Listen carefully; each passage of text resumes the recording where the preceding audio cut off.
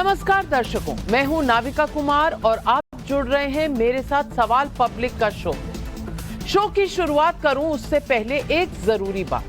Times now Navbharat पर देखेगा नवभारत जीतेगा भारत प्रतियोगिता के विनर कौन है, उनके नाम आज मैं बताऊंगी, लेकिन उसके लिए जरूरी है कि आप शो देखते रहें। कौन विनर है ये शो के दौरान हम बताएंगे, और आपका नाम है कि नहीं, बस चैनल चेंज मत करिए, शो पर जुड़े रहिए।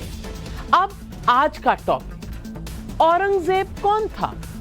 और मैं नाविका कुमार आपसे ये क्यों पूछ रही हूं?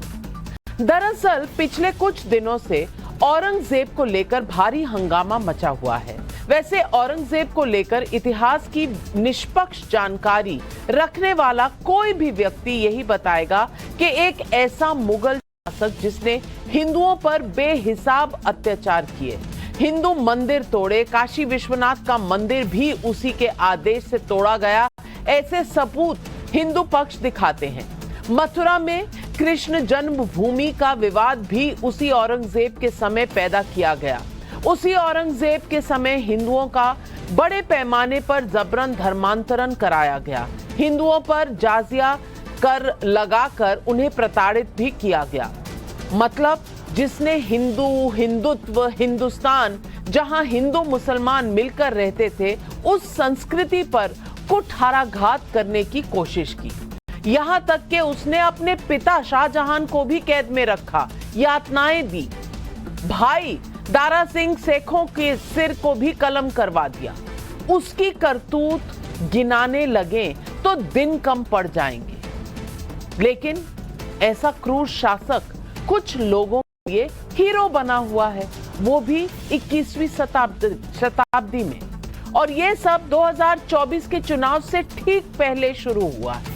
महाराष्ट्र के कोल्हापुर में औरंगजेब को बाप बताने के सोशल मीडिया पोस्ट पर हुई हिंसा ने औरंगजेब को बाप बताने की इसी सोच पर पूरे देश का ध्यान खींचा है। 6 जून को जब छत्रपति शिवाजी महाराज का 350वां राज्य अभिषेक दिवस था, तब 5 नाबालिगों से औरंगजेब को बाप बताने के सोशल मीडिया पोस्ट और रील सामने आई। गौर फरमाइएगा, नाबालिगों को, जो कच्ची मिट्टी की तरह होते हैं, जिस तरह मोड़ लीजिए उस तरह बन जाते हैं। उन्हें कौन पढ़ा रहा है ये पाठ? औरंगजेब की तस्वीरों पर वीडियो बनाए गए जिन पर लगा था बाप the true king of every home. इससे पहले 4 जून को अहमदनगर में दरगाह के उर्स में निकली रैली में औरंगजेब को बाप बताने वाले पोस्टर भी लहराए गए थे।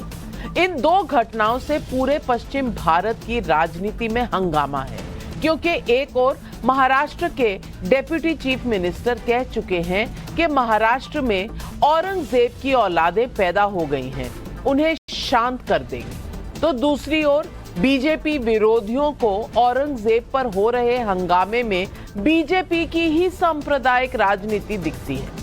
सवाल पब्लिक का आज है कि क्या औरंगजेब को बाप बताने वाले किसी टूल किट का हिस्सा हैं? क्या हर एक मुसलमान को औरंगजेब में बाप देखने के लिए ब्रेन वॉश किया जा रहा है? और क्या 2024 के लिए औरंगजेब सांप्रदायिक राजनीति का चुनावी प्रोजेक्ट है, जिनका औरंगजेब बाप, उनसे निपटने के लिए मोदी की रणनीति क्या है? यही है आज सवाल पब्लिक का।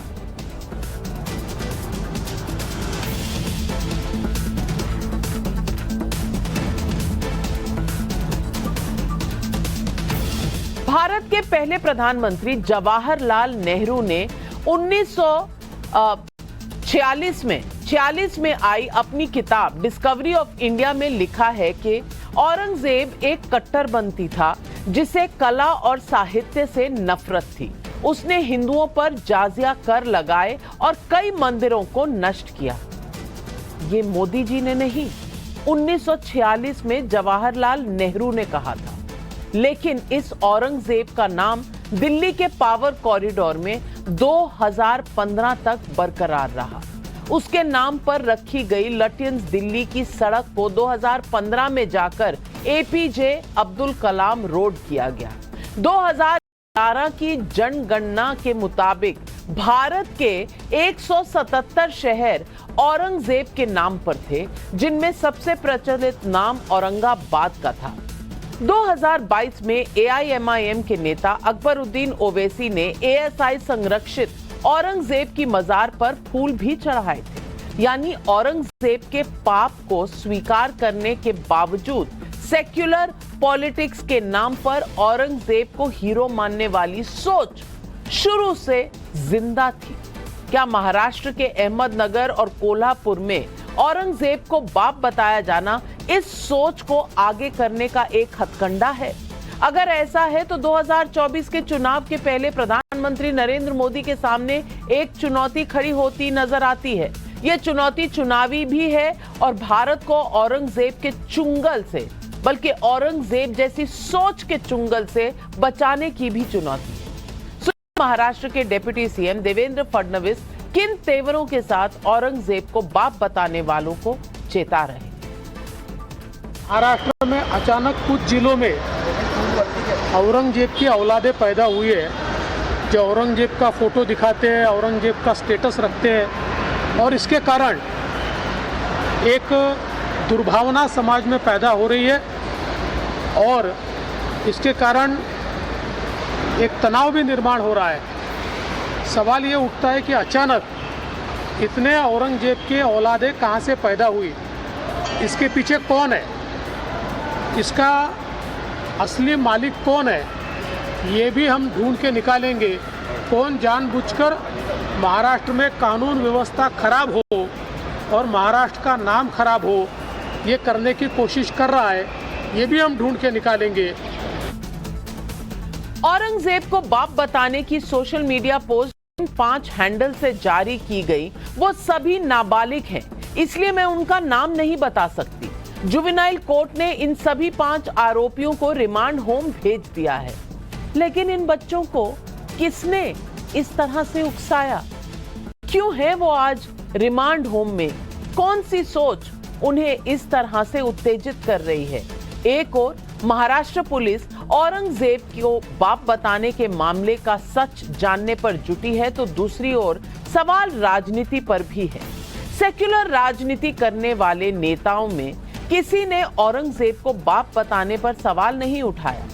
एनसीपी अध्यक्ष शरद पवार ने तो उस पर उल्टा सवाल पूछ लिया कि भला ये भी कोई मुद्दा है? मुद्दा नहीं है, लेकिन अहमदनगर और कोल्हापुर में फिर क्यों उठ रहा है? जिन ममता बनर्जी ने साफ कहा था कि रमजान पर मुसलमान दंगे नहीं कर सकता, उन्होंने औरंगजेब को बाप बताने पर चुप्पी दी हुई है।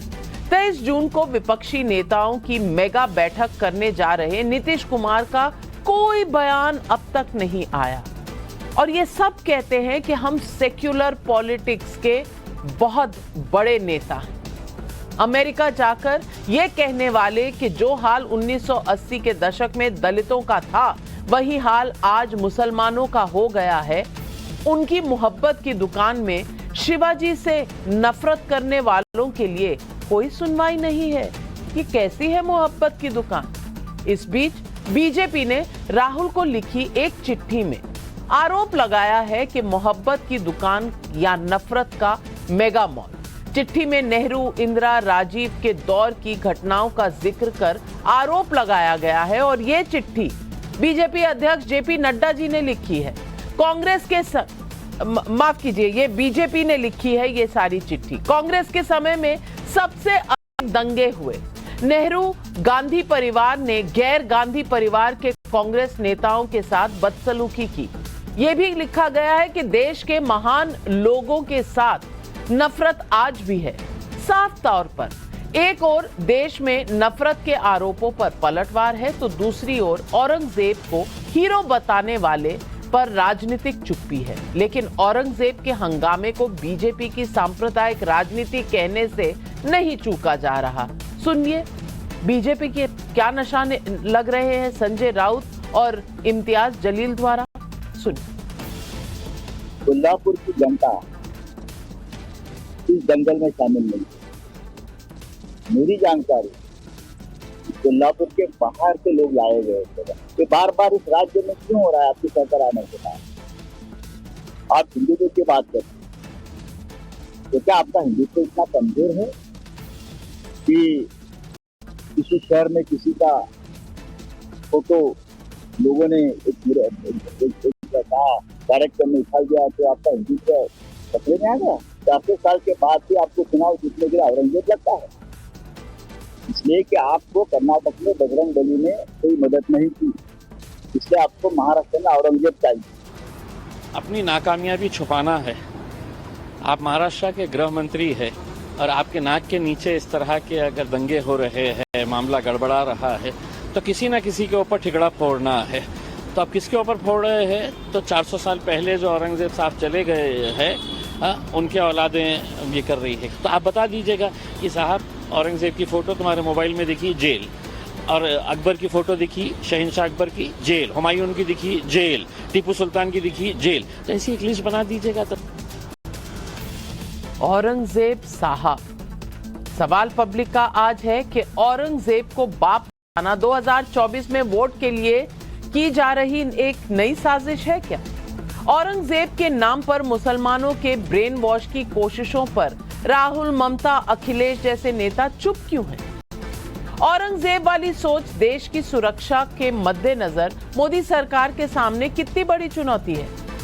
औरंगजेब के नाम पर ध्रुवीकरण की कोशिशें कैसे निपटेंगे इनसे नरेंद्र मोदी? यही है आज पब्लिक के सवाल, और इन सवालों के जवाब देने के लिए आज हमारे साथ जुड़ रहे हैं बीजेपी के प्रवक्ता Prem Shukla ji, professor Kapil Kumar, political analyst और हिस्टोरियन हैं, तहसीन पूनावाला, राजनीतिक विशेषज्ञ, कुछ ही समय में हमारे साथ जुड़ेंगे, आनंद दुबे, शिवसेना उद्धव गुट के प्रवक्ता हैं, प्रोफेसर जुनैद हैरिस हमारे साथ यहाँ स्टूडियो में है, ये भी हिस्टोरियन और राजनीतिक विशेषज्ञ हैं। लेकिन मेरा पहला सवाल आता है वारिस पठान जी से।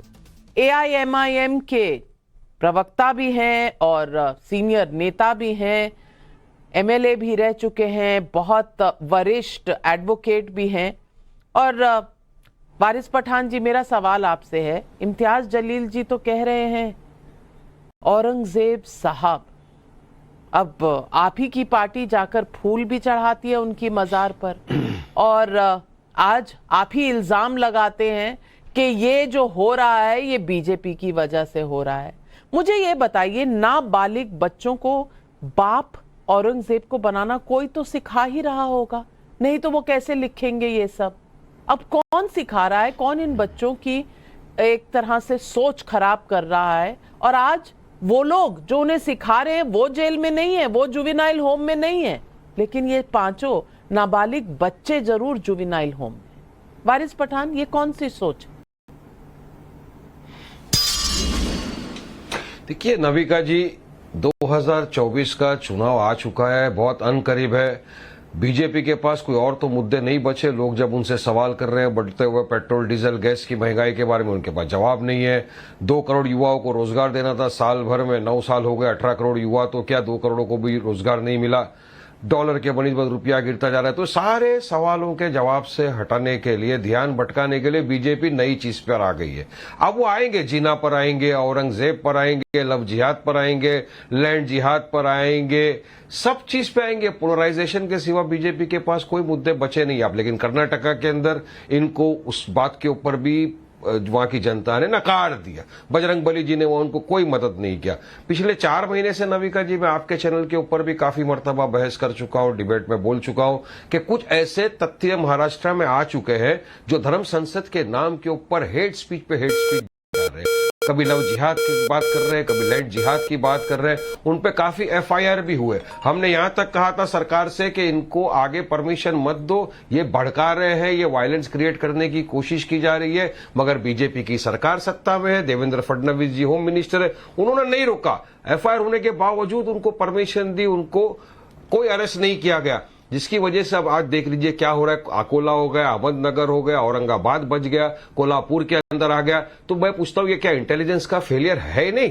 क्या ये सरकार का फेलियर है नहीं? लॉ एंड ऑर्डर मेंटेन करने की जवाबदारी सरकार की बनती है। मैं तो आपके माध्यम से भी ये कहना चाहूंगा तमाम लोगों को कि कायदा कानून का पालन करे, कोई हाथ में न ले। मगर सरकार क्या कर रही है? कल बीजेपी के एक MLA, sitting MLA Nitish Rane, कह रहे हैं ये जो औरंगजेब के पोस्ट हैं, पोस्टर हैं, ये सब लॉ एंड ऑर्डर के मुद्दे हैं। ये लॉ एंड ऑर्डर के मुद्दे हैं, इन पर कोई भी ऐसी सोच नहीं है, कोई टूल किट नहीं है। ये जो नाबालिग लड़के जिन्होंने भी फेसबुक पे या व्हाट्सएप के अंदर अपना स्टेटस रखा, XYZ, उनको पुलिस ने पकड़ा है, उनको हिरासत में लिया है, उनको इंक्वायरी की है। मगर जो वहां सुबह में जमा हुए तो उसको परमिशन किसने दिया था? कोल्हापुर के अंदर उन्होंने तो जाके पत्थरबाजी की। तो पुलिस को सब चीज की इंक्वायरी करना चाहिए था। प्रेम शुक्ला जी, प्रेम शुक्ला जी, ये नहीं, अब आपके 2 मिनट पूरे हो गए, मैं जवाब मांग लूं। प्रेम शुक्ला जी, लॉ एंड ऑर्डर आपसे संभल नहीं रहा। औरंगजेब की सोच आप फैला रहे हैं क्योंकि आपके पास जवाब नहीं है, ना नौकरियों के ऊपर, ना महंगाई के ऊपर। वारिस पठान जी ने आप पर ये आरोप लगाया, जवाब दीजिए। हम पर महंगाई को भी हमने नियंत्रित किया। जिस यूपीए के शासनकाल को ओवैसी की पार्टी का समर्थन था, उसके कार्यकाल में 10% एवरेज इन्फ्लेशन रेट था, आज 5% एवरेज इन्फ्लेशन रेट है। तो हमने महंगाई नियंत्रित किया। हमने रोजगार भी दिया। 1.39 करोड़ लोगों को EPFO कह रहा है कि 22-23 में रजिस्ट्रेशन हुआ। ऑर्गेनाइज सेक्टर में अगर 1 रोजगार होता है तो अनऑर्गेनाइज सेक्टर में 9 रोजगार होता है। तो हमने रोजगार भी दिया और हम रोजगार और भी देंगे। पहले प्रधानमंत्री आदरणीय नरेंद्र मोदी जी हैं जो रोजगार देने के बाद लोगों को एम्प्लॉयमेंट के लेटेस्ट इश्यू अपने हाथों से कर रहे हैं। तो हमारी उसकी भी चिंता है। लेकिन जो औरंगजेब को, गोरी को, गजनी को, बाबर को अपना अब्बा मानते थे, वो पाकिस्तान और बांग्लादेश ले चुके हैं। जो छत्रपति शिवराय, महाराणा प्रताप, रानी लक्ष्मीबाई, इनको अपना पूर्वज मानते रहे, आदर्श मानते रहे, उनका हिंदुस्तान है। अगर कोई औरंगिया को अपना अब्बा कहकर छत्रपति शिवराय की पवित्र भूमि पर छत्रपति संभाजी के हत्यारे औरंगिया की उदात्तीकरण करेगा, गुरु तेग बहादुर के हत्यारे का उदात्तीकरण करेगा, गुरु गोविंद सिंह के साहबजादों के हत्यारे का उदात्तीकरण करेगा, तो हम संवैधानिक विधि से ऐसे लोगों के खिलाफ कार्रवाई करेंगे और कर रहे हैं। लॉ एंड ऑर्डर को जो है, जो सर तन से जुदा करने की बात करते एक व्यक्ति जो है, अगर कोई बयान दे दे तो उसका घर घेर कर सर तन से जुदा की बात करते हैं। एक बयान पर 8 लोगों की सर तन से जुदा कर दिया जाता है। और ऐसे हत्यारों के साथ जो लोग खड़े रहते हैं, जिनको दाऊद इब्राहिम में अपना आराध्य दिखाई देता है, जो याकूब मेमन के लिए अल्लाह अकबर के नारे लगाते हुए निकलते हैं मुंबई की गलियों में, जो अफजल गुरु को अपना आदर्श मानते हैं, ऐसे लोगों से पूछकर कानून एवं व्यवस्था का सुचारू संचालन संभव नहीं है। हम सुचारू संचालन शिवशाही छत्रपति शिवराय जी की जो नीतियां हैं उसके अनुकूल कर रहे हैं। और औरंगिया को भी महाराष्ट्र में गाड़ा, औरंगिया की औलादों को भी महाराष्ट्र गाड़ेगा, ये तय समझिए। मैं पूछना चाहती हूं आनंद दुबे जी आपसे, आपकी अपनी राय क्या है औरंगजेब के बारे में? क्या समझते हैं आप औरंगजेब को? क्या आप समझते हैं कि ये जो पोस्टर औरंगजेब बाप है, ये इसका समर्थन करते हैं? और कौन सी सोच रखते हैं ये लोग जो ये इस तरह के पोस्टर रखते हैं? इनके बारे में आपका क्या कहना? नविका जी नमस्कार। औरंगजेब एक आक्रांताई था, आताताई था, एक ऐसा क्रूर शासक था जिसको इतिहास में कभी माफ नहीं किया जा सकता। यह महाराष्ट्र की धरती, यह हिंदुस्तान की धरती छत्रपति शिवाजी महाराज की है, छत्रपति संभाजी महाराज की है, छत्रपति शाहू जी महाराज की है। राज्य सरकार के बीजेपी के नेता कह रहे हैं कि ये औरंगजेब की औलादें कहां से आई। ये अब आप विपक्ष से पूछेंगे? आप सरकार में मंत्री हैं, मुख्यमंत्री हैं, उप मुख्यमंत्री हैं, गृह मंत्रालय आपके पास है, पकड़िए ना, लोगों को जेलों में डालिए, कड़ी से कड़ी सजा दीजिए, ताकि कोई ऐसा दुस्साहस न कर सके कि औरंगजेब की तस्वीर को लहरा सके। ये भी आप हमसे पूछते? लॉ एंड ऑर्डर कानून व्यवस्था बनाए रखना राज्य सरकार का दायित्व है, उनके अधिकार में आता है। पुलिस कमिश्नर, कलेक्टर क्या कर रहे हैं? कभी अहमदनगर में, कभी कोल्हापुर में।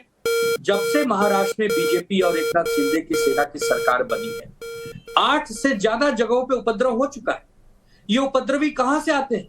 ये असामाजिक तत्व कहां से आते हैं जो समाज में दूरी फैलाने का काम करते हैं? इनको पकड़िए, इनको कड़ी से कड़ी सजा दीजिए, आपका काम है। आप सरकार में बैठे हैं। तो दुबे जी इतना तो बता दीजिए कि शरद पवार जी के साथ आप समर्थन करते हैं उनका? वो कह रहे हैं ये तो कोई मुद्दा ही नहीं है। आपको लगता है महाराष्ट्र में ये कोई मुद्दा नहीं है? शरद पवार जी के पार्टी के प्रवक्ता पूछिए, मैं उद्धव ठाकरे जी की पार्टी का प्रवक्ता हूं। तो चलिए आप अपनी बात बता दीजिए। आपको नहीं लगता कि कांग्रेस पार्टी, शरद पवार जी की पार्टी, नीतीश कुमार, ये जो सारे साथी बन रहे हैं, इनमें से किसी ने कुछ भी नहीं कहा? क्यों चुप बैठे हैं? आपने सवाल नहीं पूछा? हम महागठबंधन बना रहे हैं भारतीय जनता पार्टी को सत्ता से दूर करने के लिए। अच्छा, जो वादे, जो जुमले करके वो सत्ता में आए थे, उस पर पूरी तरह विफल हो चुके हैं। उसके लिए औरंगजेब का ही सहारा क्यों ना लेना पड़े? नहीं, औरंगजेब का सहारा कौन ले रहा है? औरंगजेब के खिलाफ हमेशा हम बोलते आए हैं, बोलते रहेंगे। औरंगजेब का जो पोस्टर लहरा रहा है उसको पकड़ के जेलों में डालिए, कड़ी से कड़ी उसको सजा दीजिए। इस पर हम कल भी थे, आज भी है, कल भी रहेंगे। हमारा जो महागठबंधन बन रहा है वो 2024 के लोकसभा चुनाव को लेकर बन रहा है। अच्छा, आज आपकी डिबेट तो औरंगजेब को लेकर है। तो चुनाव में ये सब मुद्दे हैं ही नहीं कि ये देश में क्या हो रहा है। और तहसीन पूनावाला जी, अब मैं आपसे पूछना चाहती हूँ, 5 नाबालिग बच्चे वो ये पोस्ट डालते हैं और 2 वारदातें होती हैं जहां ये पोस्टर दिखाए जाते हैं, 4 जून को, 6 जून को, अलग अलग शहरों में।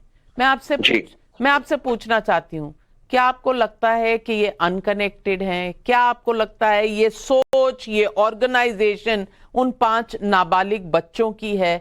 क्या सोचते हैं आप? क्योंकि वो 5 नाबालिग बच्चे आज रिमांड होम में है, जुवेनाइल रिमांड होम में। क्या उन्होंने खुद किया था? ये कर सकते हैं नाबालिग बच्चे इस तरह से ऑर्गेनाइज? तो फिर किसका टूल किट है ये?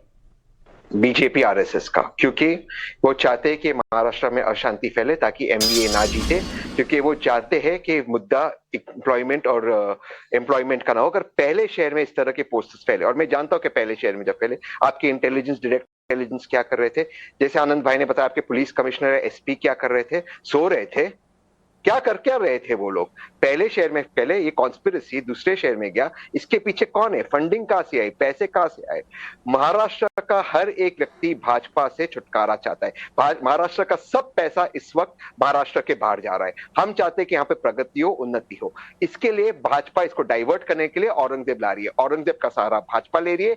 अब तो ये शुरुआत है, इसके बाद आएगा लव जिहाद, इसके बाद आएगी और लड़ाई। भाजपा सिर्फ और सिर्फ लड़ाई कराना चाहती है महाराष्ट्र की पावन धरती के ऊपर। ये महाराष्ट्र की पावन धरती औरंगजेब के खिलाफ है, छत्रपति शिवाजी महाराज की धरती है। और जिस प्रकार से छत्रपति शिवाजी महाराज ने औरंगजेब और मुगल संतान को फेंक कर बाहर फेंक दिया था, उसी तरह ये पावन धरती भाजपा को बाहर फेंकने वाली है पॉलिटिकली। इस चीज को आप नोट कीजिए। कमाल है। कपिल कुमार जी, मैं आपसे पूछना चाहती हूँ, क्या ये बिल्कुल कोइंसिडेंस है कि ये होता है? अगर राजस्थान में तो भी बीजेपी की गलती होती है, जहां कांग्रेस की सरकार होती है। जब ऐसी चीजें हिंदू धर्मों की जो फेस्टिवल होते हैं, त्योहार होते हैं, जब बंगाल में होता है तो भी ये बीजेपी की पूरी टूल किट होती है। महाराष्ट्र में होती है तो भी बीजेपी की टूल किट होती है। तो ये राजस्थान में क्या कर रहे थे? तो बंगाल में क्या कर रहे थे? आज अगर ये उठा रहे हैं सवाल बीजेपी पर, तो ये इनके राज्यों में क्या हो रहा है? और दूसरी बात, ये तहसीन पूनावाला जी आज कह रहे हैं कि औरंगजेब की सोच के साथ हम हैं नहीं। तो 2015 तक औरंगजेब रोड क्यों था? और क्यों जब उस रोड का नाम एपीजे अब्दुल कलाम रोड रखा गया तो इन्हें तकलीफ इतनी हुई थी? सबके बयान आए थे। और 2011 तक 177 शहरों के नाम, गांव के नाम, इलाकों के नाम औरंगजेब के ऊपर रखे गए थे। क्यों भाई? ये तो औरंगजेब के खिलाफ है। नेहरू जी ने भी कहा था। ये ऐसा कैसे हो गया? देखिए नाविका जी, बात ऐसी है कि मैं इनकी राजनीति पे कमेंट नहीं करना चाहूंगा, क्योंकि सत्ता की जो हवस है वो आदमी को कभी कभी उसका मानसिक संतुलन ऐसा कर देती है कि सत्ता की हवस में ना तो ऐतिहासिक तथ्यों को याद रखता है और ना अपने पुराने एक्सपीरियंस को याद रखता है, सिर्फ इसमें लग जाता है कि मैं सत्ता में कैसे आ सकता। अब जहां तक बात है औरंगजेब वाले इस इशू की, ये मानसिकता कहां से आती है? असली जड़ है मानसिकता। कल पकड़े जाए 4, उन्हें सजा हो जाए, वो उसमें चले जाए किसी हाउस में, मेरी चिंता वो नहीं है। मेरी चिंता ही मानसिकता है। और इस मानसिकता को आने के लिए जो चीजें इस मानसिकता के पीछे हैं, एक बात मत बूझिए कि अल कायदा ने एक बहुत बड़ा नक्शा जाहिर किया था, जहां उसने टर्की से लेकर और इंडोनेशिया तक पूरे हिस्से को हरा दिखाया था कि हमको ये पूरा इस्लामिक वर्ल्ड बनाना है। पाकिस्तान के अंदर आज भी इतिहास की किताबों में यह पढ़ाया जाता है कि पाकिस्तान की नींव औरंगजेब ने रखी थी। और एक मानसिकता और थी, और ये मैं नहीं कह रहा हूं, आप नेशनल आर्काइव्स में जाके सीआईडी की रिपोर्ट देख लीजिए जो नेहरू तक गई है उस समय, सन 47 के अंदर, कि उस समय कुछ जगह पे ये नारा लगा है कि लड़के लिया था पाकिस्तान, हंस के लेंगे हिंदुस्तान। और ये जो मानसिकता है, जो आज औरंगजेब की फोटो लगा रहे हैं या गुणगान कर रहे हैं, ये मानसिकता किस चीज का प्रतिनिधित्व करती है, ये समझ लीजिए।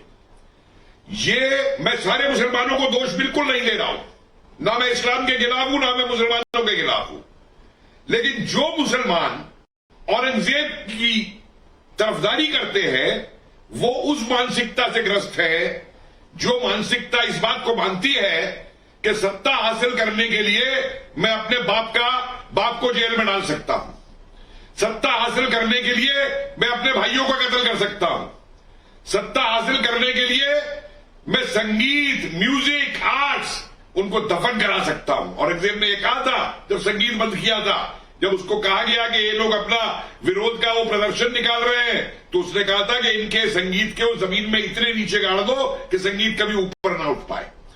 ये उस मानसिकता का प्रतीक है जो दूसरे धर्मों के स्थल के ऊपर उन्हें तोड़ करके और अपना धर्म स्थल बनाना चाहता है। यह उस मानसिकता का प्रतीक है जो काफिरों के ऊपर जजिया लगाना चाहता है। यह उस मानसिकता का प्रतीक है जो जबरन धर्मांतरण कराना चाहता है। और इस मानसिकता के प्रतीक वाले ये जो फोटो लगाए रहे हैं, इनकी जो जड़ें हैं, इनकी जड़ें पाकिस्तान से भी है, इनकी जड़ें अलकायदा से भी है। ये एक इंटरनेशनल कॉन्स्पिरेसी के तहत भारत के अंदर हो रहा है। और अभी आप 24 तक देखिए आगे आगे और क्या होगा। लेकिन हमारे जो भाई हैं, मुझे एक बात बताइए, ये औरंगजेब की जाके जिन्होंने फूल चढ़ाए औरंगजेब की मजार के ऊपर, वो अपने आप को सेकुलर बता के और भारत के संविधान की बात करते हैं। जवाब दीजिए वारिस पठान जी, के हिसाब से औरंगजेब सेकुलर हो सकता है? जवाब दीजिए वारिस पठान जी। और मैं आपसे पूछना चाहूंगी वारिस पठान जी, आप क्या समझते हैं, औरंगजेब किस सोच का प्रतीक है? आज देश आपसे सुनना चाहता है। एक लाइन नाविका जी, एक सवाल और पूछ सकता हूं? अभी आपने कहा, राजनीतिक विश्लेषक साहब ने कहा कि हम लोग गए औरंगजेब की मजार के ऊपर, उनकी टोम पे गए, फूल चढ़ाए। तो मैं उनको याद दिलाना चाहूंगा, औरंगजेब की जो टोम है वो ASI प्रोटेक्टेड मॉन्यूमेंट है। ASI प्रधानमंत्री के अंदर आता है। एक सर्कुलर निकाल दो कि वहां पे आज के बाद किसी को जाना नहीं जाएंगे। अब बात नंबर 2, अच्छा सुनिए, अब आप इतिहास में बहुत अच्छी बात है सर, सुनिए बात नंबर 2, जिन्ना जिसने हमारे भारत का विभाजन कर दिया, जिन्ना, उसकी कब्र के ऊपर पाकिस्तान में अडवाणी जी गए थे, वो बीजेपी के, उनके बारे में आपका क्या बोलना है? वहां पे जाके फूल भी चढ़ाए थे, प्रार्थना भी करते हैं, उसके बारे में आप क्या बोलेंगे? इसीलिए बोलते रहे, एक उंगली आप दूसरी तरफ उठाओगे, 4 उंगली तुम्हारी तरफ। उसको बता दो ASI प्रोटेक्शन है, नहीं हटाता वो नहीं जाएगी, वहां से हटा दो। आप ये भी जानते हैं वारिस पठान जी, वारिस पठान जी, आप ये भी जानते हैं कि जिन्ना के मजार में जाने के बाद कितना विरोध हुआ था अडवाणी जी का। आप इस बात से भी वाकिफ हैं, आप इस बात से वाकिफ हैं। लेकिन मैं आपसे पूछ रही हूं, औरंगजेब के बारे में एएसआई ने लगा दिया, आप चले गए फूल चढ़ाने, बड़े मासूम हैं आप। लेकिन मैं आपसे पूछ रही हूं, औरंगजेब को आप कैसे मानते हैं? इतिहास ने हमें बताया है, इतिहास ने बताया है कि उन्होंने अपने पिता का क्या हाल किया था और उन्होंने अपने भाइयों का क्या हाल किया था। आपकी क्या सोच है उनके बारे में? देखिए, इतिहास है 400 साल पहले की। अगर आप इतिहास को निकाल के आज बात करेंगे तो क्या होगा? वैसे तो मैं नथुराम गोडसे को भी बोलता हूँ, देश का सबसे पहला आतंकवादी है जिसने महात्मा गांधी का कत्ल किया था। देश का सबसे बड़ा आतंकवादी, मगर कुछ लोग उसको भी ग्लोरीफाई कर रहे हैं, उसकी भी पूजा पाठ की जा रही है। अच्छा, तो इसीलिए आप औरंगजेब को ग्लोरीफाई कर रहे हैं? कल एक आदमी ने बात किया, भड़काऊ इसलिए आप औरंगजेब को ग्लोरीफाई कर रहे हैं? ये आपका हक है। समझ गए वारिस पठान जी, जुनैद हैरिस जी, आपका एक मिनट वारिस पठान जी, जुनैद हैरिस जी भी इस्लामिक स्कॉलर हैं। जुनैद हैरिस जी, मैं आपसे पूछना चाहती हूँ, ये हिंदू मुस्लिम वाली बात अगर हम साइड में भी रखते हैं तो औरंगजेब था कौन? क्या किया था उसने अपने बाप शाहजहां के साथ? क्या किया था उसने भाई अपने दारा शेखों के साथ? अब ये दोनों तो उसी के मजहब के थे, उसी के अपने परिवार के थे। इनके साथ क्या किया था? क्या वो इस देश में किसी का रोल मॉडल हो सकता है? जी, बड़ी अच्छी बात यह है कि हमारे सामने इतिहासकार मौजूद हैं और जाहिर सी बात है, इस वजह से मुझे बात करने में ज़्यादा आसानी भी होगी। सत्ता का प्रलोभन ऐसा होता है कि उसके लिए आदमी पता नहीं क्या क्या करता है। और ये बात सिर्फ औरंगजेब की नहीं है। अजात शत्रु ने अपने पिता का मर्डर किया था, कत्ल किया था, और अजात शत्रु का उसके बेटे ने भी मर्डर किया। इसी तरह से विक्रमादित्य ने रामगुप्त का भी, अपने भाई का भी मर्डर किया था। ये सब चीज़ें आती हैं, कितना सही है कितना गलत है मैं उस पर नहीं जा रहा हूँ, लेकिन सवाल ये पैदा होता है कि हम आज़ाद हिंदुस्तान के रहने वाले लोग ये हमारे इतिहास का तो पार्ट बन सकते हैं, लेकिन हमारे लिए रोल मॉडल नहीं हो सकते। हम तो आज़ाद हिंदुस्तान में जो कुछ भी हो रहा है, हमारे पास जो हमारा जो संविधान है उसके अकॉर्डिंग जो हिंदू मुस्लिम इत्तेहाद की जो हमारी नीति है, जिसको मौलाना आज़ाद ने कहा था कि अगर हिंदू और मुसलमान को बांटकर आज़ादी मिले तो हमें वो आज़ादी भी कबूल नहीं, उसको जो छिन्न भिन्न कोशिश कर रहे हैं, दरअसल हमें उसके लिए हमें उनके खिलाफ मुत्तहिद होने की ज़रूरत है और हमें किसी बादशाह को रोल मॉडल बनाने की जरूरत नहीं है। लेकिन जो लोग पोस्टर लगा रहे हैं, बाप कह रहे हैं, उनके बारे में तो आप कह ही रहे हैं कि अगर इजाजत दे, ये तो कह ही रहे हैं तहसीन, अरे ये क्या नाम है, तहसीन वारिस पठान साहब, तहसीन साहब ये इल्जाम लगा ही रहे कि बीजेपी की तरफ से, वो कह रहे हैं कि इनकी तरफ से। तो ये तो राजनीतिक अप्रोच है ना। नाविका जी, मैं इसको सिद्ध करूंगा आपके शो पर। क्या सिद्ध करेंगे? ये बीजेपी की कॉन्स्पिरेसी आपके शो पर कहा गया, और प्रोफेसर साहब की मैं बहुत रिस्पेक्ट करता हूं कि ये अलकायदा का एक कॉन्स्पिरेसी है भारत में कन्वर्जन के लिए। दो चीज मैं बात करता हूं, आप मुझे फैक्ट चेक करना है। एक, माननीय सुप्रीम कोर्ट ने 1 ने 2 ने 3 ने 4 बार वर्तमान केंद्र सरकार से पूछा कि आप यूनिफॉर्म सिविल कोड और एंटी कन्वर्जन बिल लाइए। क्यों नहीं लाते? ये क्यों एफिडेविट पे नहीं लाते? दूसरी चीज, अगर इसमें अलकायदा इन्वॉल्व है, टेररिस्ट ऑर्गेनाइजेशन है, हमारे डिफरेंसेस छोड़ दीजिए, हमारे भारत के खिलाफ है, एनआईए की जांच लगा दीजिए। पहली बार नाविका जी कोई बच्चे आते, पोस्टर लगाते, आपके डायरेक्टर इंटेलिजेंस कर क्या रहे? अगर प्रोफेसर आपको पता है अलकायदा का इसमें हाथ है, आपके डायरेक्टर इंटेलिजेंस सोए महाराष्ट्र के अंदर, आप उसको सस्पेंड कीजिए। आपने राजस्थान में कितने कदम उठा लिए थे? आपके यहाँ इंटेलिजेंस नहीं है स्टेट की? दीजिए 1 मिनट प्लीज। कपिल कुमार जी जवाब दे रहे हैं तहसीन पूनावाला को। देखिए, अब ये जब राजनीति करके तहसीन जी मुझसे पूछ रहे हैं, तहसीन जी मैं भी आपकी बड़ा इज्जत करता हूं क्योंकि आप एक बहुत पढ़े लिखे प्रवक्ता है, कांग्रेस के। मुझे एक बात का जवाब दीजिए, जिस दिन टर्की भारत के खिलाफ स्टेटमेंट देता है पाकिस्तान की तरफ से कश्मीर को लेकर के, उसके अगले दिन कांग्रेस टर्की में अपना विदेशी ऑफिस क्यों खोल देती है? आप आंसर आपको देता जी है आंसर, सर आप देंगे तो मैं देता हूँ। अगर आप 10 सेकंड देता हूँ, 10 सेकंड दीजिए, फिर मैं आपको देता हूँ। जी जी, अभी इस वक्त जी जी जी जी, आप बोलिए। मुझे पहले बोल लेने दीजिए, मुझे आप बोल लेने दीजिए।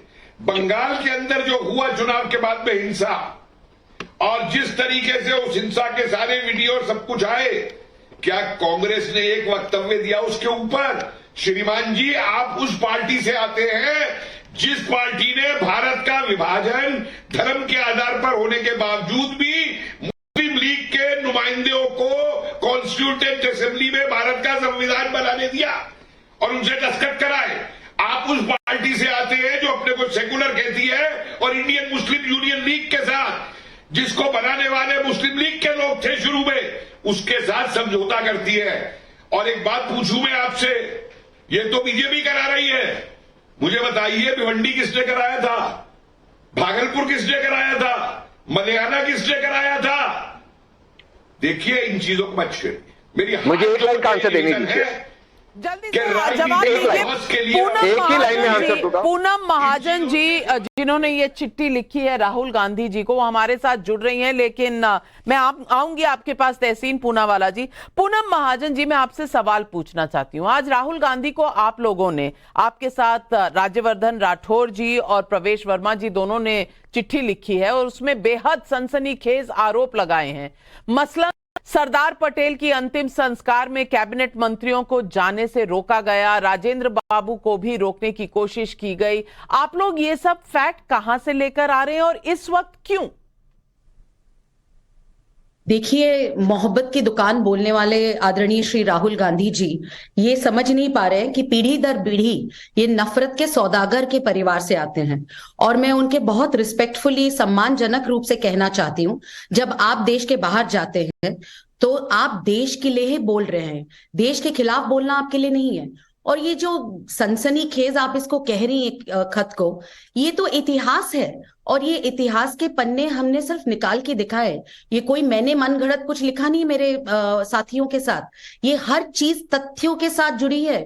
1948 से लेके अब तक महात्मा गांधी अहिंसावादी विचारों को आदरणीय राहुल जी, उनके परिवार हर वक्त कहते हैं।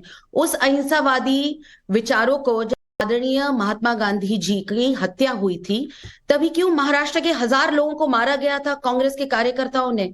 और क्यों उस इतिहास को धोने के लिए और छुपाने के लिए इन लोगों ने पूरी तरह से शिद्दत से काम किया? आपने 1950 के बारे में कहा। 1966 में, 1966 में, जब आदरणीय, फिर से एक बार मैं सबको सम्मानजनक कहना चाहती हूँ, आदरणीय इंदिरा गांधी जी ने जब बेजुबान सब बेचारे हमारे संतों पे उन्होंने लाठीचार्ज नहीं किया तो बहुत लोगों को मारा गया, जमीन पे घिसेट के लेके आए, उनको तकलीफ दी, तब उन्हें ये नहीं लगा कि देश की मोहब्बत की दुकान में उनकी नफरत की सौदागरी चल रही है। ये कहना चाहते हैं। अभी 25 जून को हम जब इमरजेंसी के बारे में बात करते हैं, ये वही इमरजेंसी की बात मैं कहना चाहती हूँ जिसमें मेरे पिताजी भी 18 महीने जेल में हजारों युवाओं के साथ थे। वो क्या था? लोकतंत्र में गांधी परिवार के एक नेता को सवाल पूछा गया, सारे हजारों युवा जो इस देश का भविष्य थे, उन सारों युवाओं को जेल में डाला गया। लेकिन आज ये आप मोहब्बत की दुकान की बात करते हैं। लेकिन आज विपक्ष आपसे भी सवाल पूछ रहा है, जब औरंगजेब जैसे मुद्दे आते हैं और औरंगजेब के पोस्टर, जहां उन्हें बाप कहा जाता है, जब इस तरह के पोस्टर आते हैं तो इल्जाम आपकी सरकार पर लगता है कि ये आपका टूल किट है।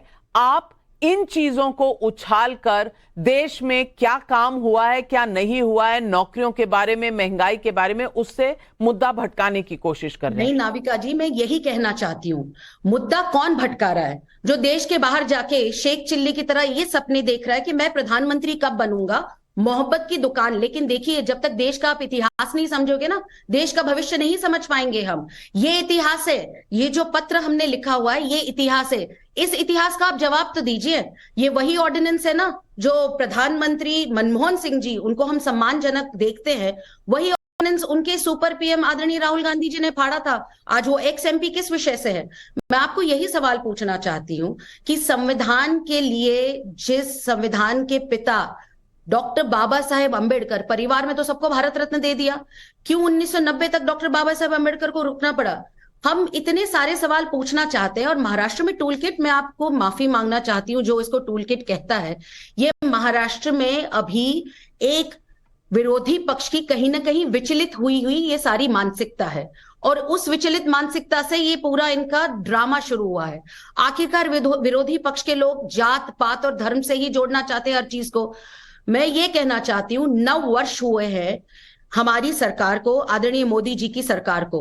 हम हर गांव गांव गली गली जाके लोगों को कहना चाहते हैं सम्मान पूर्वक कि हमने आपके लिए ये काम किया और हमारी इच्छा है हम आपके लिए और काम पर करें। आप तो अपना मोहब्बत की positively काम- दुकान हम तो अपने जो विचारों जो पर जो positively एक ले जा रहे हैं। परिभाषा ये विरोध दी की है राजनीति राहुल कौन गांधी कर रहा ने है? मुझे मोहब्बत बताएं। की दुकान, इससे आप बहुत विचलित लग रहे हैं बीजेपी के लोग, क्योंकि बिल्कुल आपकी नहीं, चिट्ठी में भी यही हास्यास्पद लिखा है।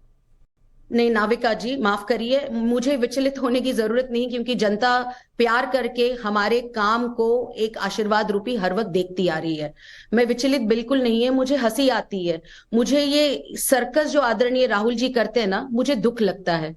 देखिए जिस परिवार से आप आए हैं हम उनको सम्मानजनक देखते हैं, लेकिन कहीं ना कहीं जाके पीढ़ी दर पीढ़ी आप सिर्फ मोहब्बत की दुकान कहेंगे और हर वक्त नफरत की राजनीति चलाएंगे, तो ये भी इतिहास लोगों को पता होना चाहिए। देखिए इतिहास बहुत गाढ़ा है, तथ्यों के साथ सामने लाया है। राहुल जी इस पे हमें जवाब दे। मैं तो ये नहीं कह रही हूं कि ये मैं कहीं अपनी, फिर से एक बार कह रही हूं, मन गढ़ंत कोई तो कहानियां बना रही हूं, मुझे मेरी दादी ने कही या दादाजी ने कही, बिल्कुल नहीं। ना दादी ना दादा, ये राजनीति मैं नहीं कर रही हूँ, राजनीति तो वो कर रहे हैं। और मैं ये कहना चाहती हूँ, Congress is all about a politics of family. परिवार कांग्रेस है और कांग्रेस गांधी परिवार है। कांग्रेस इर्द गिर्द सिर्फ गांधी परिवार की ही घूमती है और ये चलिए, जनता भी जानती है। आपने इस आपने इर्द चिट्ठी गिर्द गांधी लिखी, परिवार में आपने पहले चिट्ठी अपनी लिखी, पार्टी- उम्मीद करते हैं राहुल गांधी इसका लोकतंत्र लाए, तो जवाब फिर आप जरूर लोकतंत्र देंगे। के पूनम बारे में- महाजन जी, हमारे साथ सवाल पब्लिक का शो पर जुड़ने के लिए आपका बहुत बहुत धन्यवाद। लेकिन मैं यही सवाल वारिस पठान से पूछना चाहती हूँ। पूनम महाजन जी सीधे तौर पर कह रही है, और वो महाराष्ट्र से आती हैं, कह रही है कि ये विपक्ष धर्म की राजनीति करना चाह रहा है, क्योंकि 9 साल के इस वक्त कामकाज का लेखा जोखा मोदी सरकार दे रही है लोगों को। आप बीच में औरंगजेब ले आते हैं, तो ये टूल किट किसका हुआ वारिस पठान जी? पूनम जी बैठी हुई है क्या नाविका जी? तो मैं उनसे सवाल करना चाहूंगा एक आपके माध्यम बैठी से। हैं, चलिए आप पूछिए सवाल देखिए उनसे। कल औरंगजेब के, हाँ पूनम जी नमस्कार, वारिस बोल रहा हूं। कल औरंगजेब के बहाने आप ही के पार्टी के बीजेपी के प्रेजेंट एमएलए नीतीश राणे ने कहा मीडिया को कि अब अगर जरूरत पड़ी तो हम तलवार निकाल लेंगे।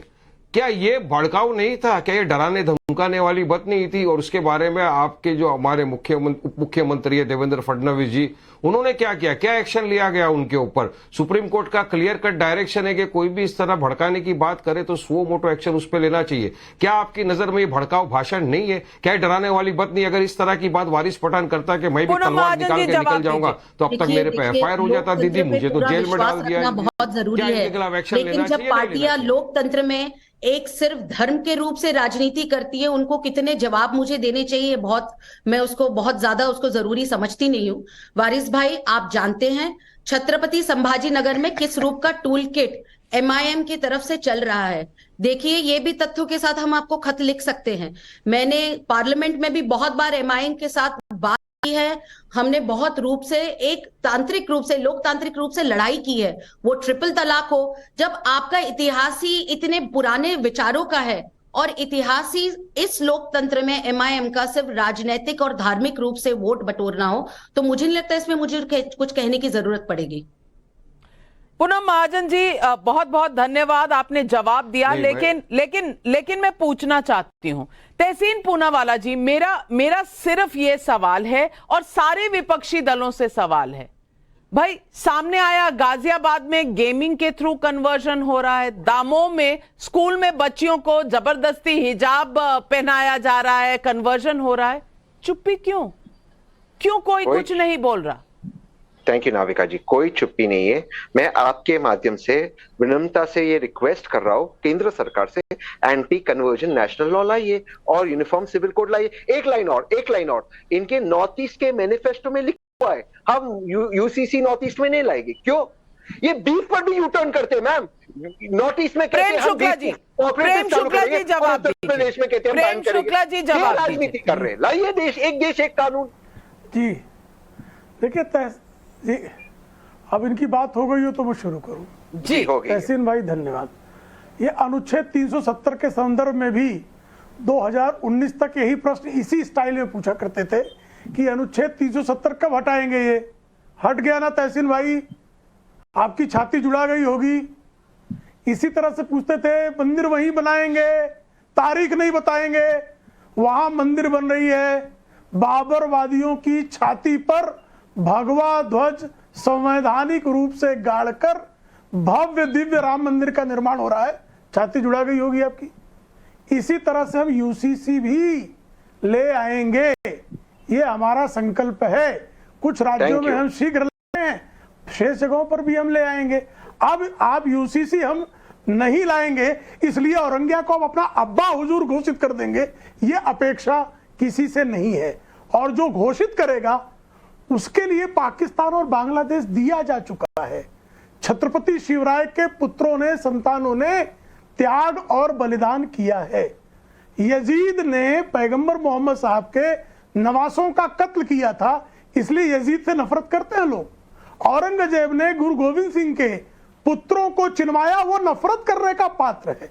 छत्रपति संभाजी की आंखें निकाल ली, उनकी जुबान काट दी, 40 दिन तक टॉर्चर किया कि मुसलमान बन जाओ, वो मुसलमान नहीं बने, धर्मवीर बने रहे।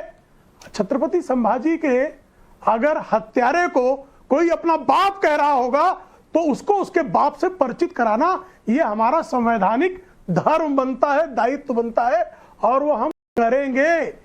आप अभी वारिस पठान कह रहे थे, भाई नीतीश राणे ने यही कहा ना, महाराष्ट्र की रक्षा के लिए, राष्ट्र की रक्षा के लिए तलवार उठाना पड़ा तो उठाएंगे। तलवार क्या, अगर वहां से कोई गजनी गोरी के नाम पे मिसाइलें बनाकर, गजनी गोरी के नाम पर बाबर की खुद को संतानें कहने वाले मिसाइलें बना के बैठे हैं, अगर कोई गजनी गोरी चलाएगा तो हम पृथ्वी अग्नि चलाएंगे। भाई ये राष्ट्र की रक्षा के लिए, मानवता की रक्षा के लिए, महाराष्ट्र की अस्मिता की रक्षा के लिए हमारा धर्म है और इस धर्म का हम निर्वाह करेंगे। पब्लिक सवाल पूछ रही है, विवेक नायक का पालघर से सवाल है, औरंगजेब का मुद्दा अभी कैसे पैदा हुआ? क्या ये लोग मोदी जी का बढ़ता कद और अमेरिका में उनके स्वागत की तैयारी को लेकर आहत हैं? और कौन कौन से टूलकिट के टोटके आजमाने बाकी हैं? सुदीप कुमार का पटना से सवाल है, औरंगजेब या टीपू सुल्तान चुनाव के समय ही बाहर क्यों निकलता है? दुबे जी सवालों के जवाब दीजिए, पब्लिक पूछ रही है। नविका जी, ये तो भारतीय जनता पार्टी बताए ना। मैं बड़ा हैरान होकर डिबेट सुन रहा हूँ। केंद्र में बीजेपी की सरकार, राज्य में बीजेपी की सरकार, कहीं कुछ उपद्रव कर रहे हैं तो विपक्ष का काम है। वाह, तो फिर आप क्या कर रहे हैं? दे दीजिए विपक्ष को सत्ता, तो भैया हम लोग बंद कर देंगे। भैया जब कन्वर्जन हो रहा है, जब कन्वर्जन हो रहा है तो कोई एक स्टेटमेंट तो आप पुराने वाले, अगर आप शिवसेना होते तो देते ना, बोलते ना। दे तो रहे हैं, आजकल चुप क्यों है? आजकल इतने चुप क्यों है? कोई चुप नहीं है, लोग सुनना नहीं चाहते, लोग विपक्ष को पसंद नहीं कर रहे हैं। आप बात समझिए, भारतीय जनता पार्टी जिस दिन विपक्ष को सुनने लगेगी, विपक्ष को पसंद करने लगेगी, हमारी बातें उन्हें समझ में आ जाएंगी। हम बार बार कह रहे हैं कि केंद्र में आपकी सरकार, राज्य में आपकी सरकार, अगर कहीं धर्मांतरण हो रहा है, कहीं उपद्रवी असामाजिक तत्व उत्पात मचा रहे हैं, आप हमसे सवाल पूछने की बजाय खुद के इंटेलिजेंस से क्यों नहीं पूछते कि भाई आप लोगों को नौकरियों पर रखा है ये देखने के लिए हमारे देश में आंतरिक और बाहरी सुरक्षा को दुरुस्त रखिए। आप फेल क्यों हो रहे हैं? आपका इतनी बड़ी बड़ी एजेंसी है केवल विपक्षियों को दबाने के लिए। भी है, सतीश वाजपेयी इंदौर से पूछ रहे हैं, औरंगजेब को लेकर जो कुछ भी हो रहा है क्या ये इस्लामिक कैलिफेट बनाने का एजेंडा नहीं है? रविंद्र साहू का ग्वालियर से सवाल है, वारिस पठान से सवाल है, आपके लिए औरंगजेब साहब हैं? आपके नेता औरंगजेब की तस्वीर लिए डांस करते हैं, औरंगजेब का फुटप्रिंट दोबारा इनके नेता क्यों ला रहे हैं? और संजय मिश्रा हमारे रेगुलर दर्शक हैं, भदोही यूपी से सवाल पूछ रहे हैं, वारिस पठान जी बताएं कि अगर अपना बेटा औरंगजेब के रास्ते पर चलने लगे तो उसे भी सपोर्ट करेंगे क्या? हाँ या ना में जवाब दे दीजिए, समय बहुत कम है। वारिस पठान, देखिए बात नंबर एक, वो जो पुतला लेकर नाच रहे थे औरंगजेब का, तो वो सबसे पहली बात तो हमारी पार्टी के है ही नहीं वो लोग। लेकिन आज पैटर्न एक ये बन गया है कि कोई भी मुसलमान कुछ भी कर ले औरंगजेब के नाम पे, किसी के नाम पे, उसको सीधा जोड़ दो MIM के साथ में। ये पैटर्न है, लेकिन हमारा कुछ लेना देना नहीं। बात साफ सरल सिंपल है नाविका जी, 400 साल पुरानी हिस्ट्री की अकबरुद्दीन साहब जाते हैं ना वहां मजार पे, इसीलिए लोग प्रेजेंट के अंदर इसीलिए लोग जोड़ देते हैं। समझिए, क्रोनोलॉजी समझिए। हाँ, क्रोनोलॉजी तो समझ रहे, तो बीजेपी को सवाल करोगे क्यों ला रहे औरंगजेब को, पाकिस्तान को, लव जिहाद को, लैंड जिहाद को, सबको क्यों ला रहे ये लोग? भाई हारने वाले तो है, इनको पता है, तो क्या पुनराइजेशन करके जीत जाएंगे? नहीं जीतने वाले। सवाल ये भी है जनता ने कि तो मुंह अगर तोड़ जवाब अपने दे ही दिया, घर के फायदा क्या है? बच्चे औरंगजेब की राह पर चलना शुरू कर देंगे तो रोकेंगे, हाँ या ना? हाँ या ना? नहीं कौन चल रहा है, जरा मुझे बताओ तो सही, कौन चल रहा है? कौन राजा महाराज पैदा हो गया जो औरंगजेब की राह पे चल रहा है? 50 साल राज किया उन्होंने। कौन सा हमारा बच्चा औरंगजेब, कौन सा राजा महाराजा बन रहा था? पढ़ाई लिखाई कर रहे, संविधान के दायरे में अपनी रह के बात कर रहे, डेमोक्रेसी को मानते हैं। गणपति बप्पा मोरिया वाला, ये गणपति बप्पा मोरिया वाला टाइम आ गया आपके ऊपर। हम लोग नहीं करते ये सब काम। औरंगजेब के बारे में कुछ बोल ही नहीं पा रहे। कोई टाइम नहीं है, कोई टाइम नहीं है, कोई टाइम नहीं है। आप हमारे देश के अंदर माफ कीजिएगा, समय बहुत कम है। मैं बस अपना नजरिया इतना बताना चाहती हूँ, असली भारत रहीम और रसखान को स्वीकार करता है, ना कि औरंगजेब को। असली भारत एपीजे अब्दुल कलाम को हीरो मानता है, ना कि औरंगजेब को। यहाँ इस देश में मोहम्मद रफी को हीरो माना जाता है, क्या मौसीकी है। तलत महमूद को माना जाता है, ना कि औरंगजेब को। आज इस देश में क्या इस बात पर भी कंफ्यूजन है? और है तो ये कंफ्यूजन कौन फैला रहा है, ये जानना बहुत जरूरी। आज इस शो पे बस इतना ही, लेकिन जाइए